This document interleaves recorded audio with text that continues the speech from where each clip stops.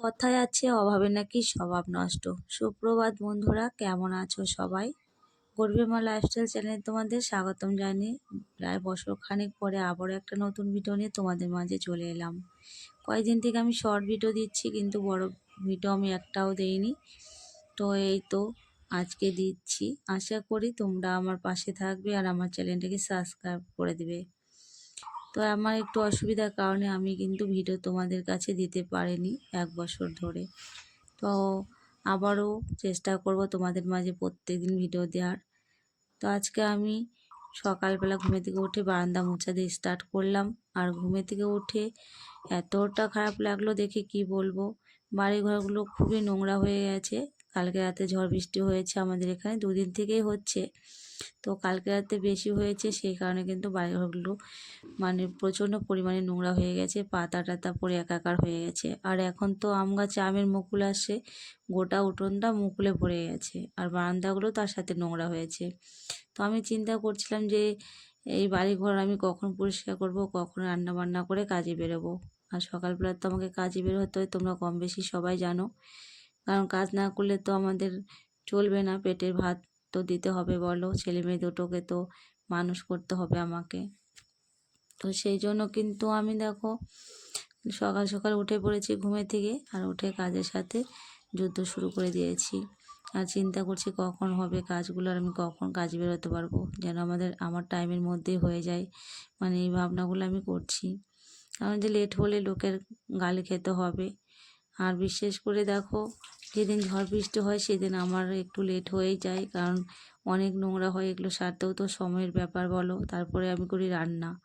আর একটা দুঃখের বিষয় কি বলবো তোমাদেরকে, আমার গ্যাসও নেই, গ্যাস শেষ হয়ে গেছে আজকে কয়েকদিনই হয়ে গেল। আর গ্যাসের যা দাম হয়েছে, সরকার এত দাম বাড়েছে গ্যাসের, আমাদের মতো গরিব মানুষের না খেয়ে মরতে হবে। আর আমি দেখো, আমার তো এমনিতেই গ্যাস শেষ হয়ে যায়, আমি চট করে গ্যাস ঢোকাতে পারি না টাকার অভাবে। তো এবার এত দাম বাড়েছে, আমি কিছুতেই ঢোকাতে পারছি না, আর আমার হাতে টাকাও নেই যে আমি ঢোকাবো। এখন আমি করব খড়ি দিয়ে উনুনে রান্না, আর খড়িও নেই। জেঠুদের এই যে কাঁঠাল গাছ ছিল, কাঁঠাল গাছের ডালগুলো বিক্রি করেছে, সেগুলোই আর কি কিছু ছিল, ওগুলো আমি রান্না করেছি, শেষ হয়ে গেছে প্রায়। আর একটু আছে কয়েকটার মতো, ওগুলো দিয়ে আজকে রান্না করব ভাবছি। আর উনানটাও দেখো ভিজে গেছে, আমি রাত্রেবেলা ঢেকে রেখেছিলাম ঝড় বৃষ্টি আসবে দেখে। রাত 2টোর দিকে উঠেছি আমি, রাত 2টোর দিকে উঠে তারপরে আমি উনানটা ঢেকে রেখেছি, কারণ মাথায় চিন্তা আছে আমার যে আমি সকালে কী দিয়ে রান্না করব। আমি তো একটা মা বলো, একটা মায়ের কী করে রান্না করে ছেলে মেয়ে দুটোর মুখে অন্ন দিবে, সেটা একটা মায়ের চিন্তা ভাবনা সব সময় মাথায় কাজ করে। আর আমার তো মাথার উপরে কেউ নেই, আমাকেই দায়িত্ব নিয়ে সব কিছু করতে হয় ছেলে মেয়ে। আর ওই যে খড়ি দুটো দেখছো, খড়িগুলো আমি কিন্তু ঘরে ঢুকে রেখেছিলাম, জেঠুদের একটা ঘর ফাঁকা আছে, একটা না কয়েকটা ঘরই ফাঁকা আছে, ভাড়া দেয় তো, এখন লোক নেই। সেই ঘরগুলো কিন্তু আমি ঢুকে রেখেছিলাম, কারণ না ঢুকে রাখলে তো আমি সকালে রান্না করে ছেলে মেয়ের মুখে অন্ন দিতে পারবো না, সেই জন্য। তবুও উনানটা একটু ভেজে ভেজে গেছে, যে মানে জ্বলতে যাচ্ছিল না, অনেক কষ্ট করে আমি উনানটা কিন্তু মোটামুটি একটু ধরেছিলাম ফার্স্ট টাইমে, তারপরে আবার নিভে যাচ্ছিলো। আর আমি পাতাগুলো যখন দিচ্ছি তখন কিন্তু উনানটা একটু জ্বলছে, আর ডালগুলো যখন দিচ্ছি তখন নিভে যাচ্ছে।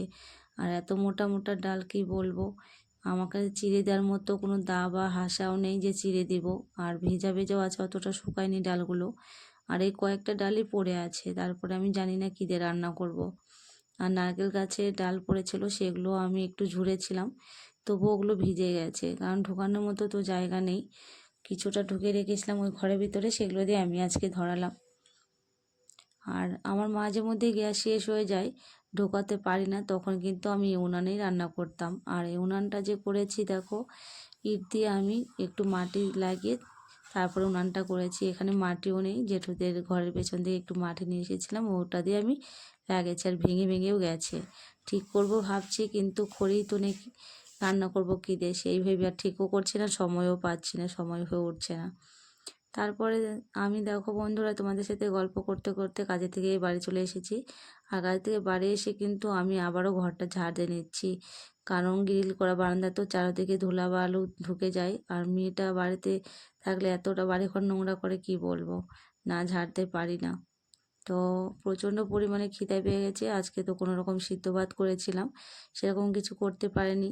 দেখতেই পেলে তোমরা উনানটা জ্বলছিল না, তো আর এতটা মানে ধোঁয়াশা ধোঁয়াশা গন্ধ করছে খাবার দিয়ে, ভাত দিয়ে, কি বলবো, তরকারি দিয়ে ভাত খাওয়াই যাচ্ছে না, এত গন্ধ। আর ছেলে মেয়ে তো খেতে পারছে না, আমি কোনো রকম কষ্ট করে তাও একটু খাচ্ছি, ওরা তো একদমই খেতে পারছে না। এই রকম করে আমাদের চলছে আর কি। কি বলবো তোমাদের, ভীষণ কষ্ট করে আমরা দিন চলি। আর মা মেয়ে ছেলের খিদে লেগে গেছে, সেই জন্য কিন্তু সন্ধ্যাবেলা একটু মুড়ি মেখে নিচ্ছি।